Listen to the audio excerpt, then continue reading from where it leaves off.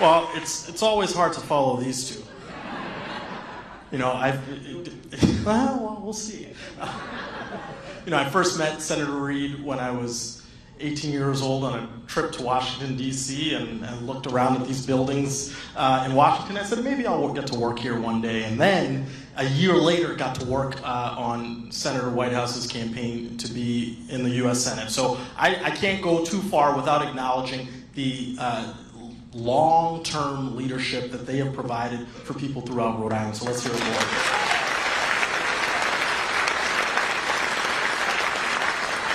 And while we're on the note of gratitude, I just want to thank all of you. Filling rooms like these, seeing the overflow, I went by to say hi before we got started.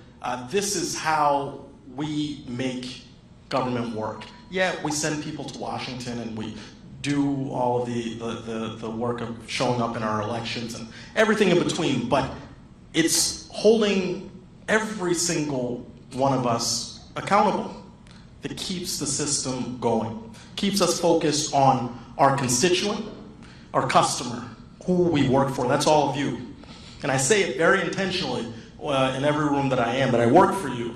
And I want you to treat this relationship that way, because that is in fact how we make sure that the service, part of public service, is always part of the equation.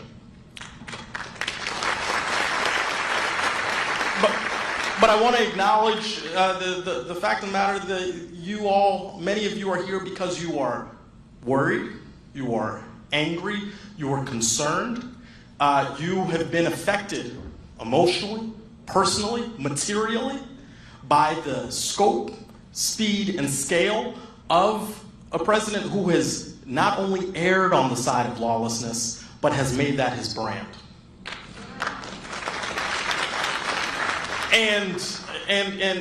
Look, I get it. You should be frustrated. You should be angry.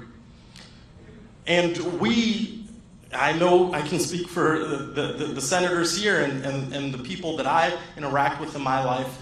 They are frustrated. They are seeing the authoritarian streak, I'm having a tough time with that word today, authoritarian streak appear in so many forms, whether it's how we treat our allies, to how we treat how he's treating our fellow citizens, you know, letting Doge run rampant in the Social Security Administration, letting the minority, the billionaires, dictate what will happen to Medicaid, what will happen to SNAP.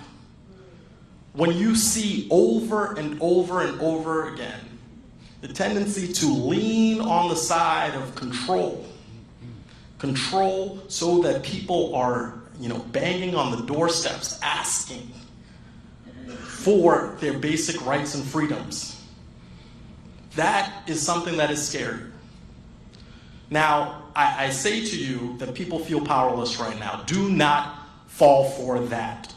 The noise, the distraction, the volume, the quantity, that is part of the mission, to overwhelm us, to make us turn on the TV and say, well, you know what, I'm turning it right back off. So we have to stay focused. We have to remember that we are powerful, we are not powerless in this moment.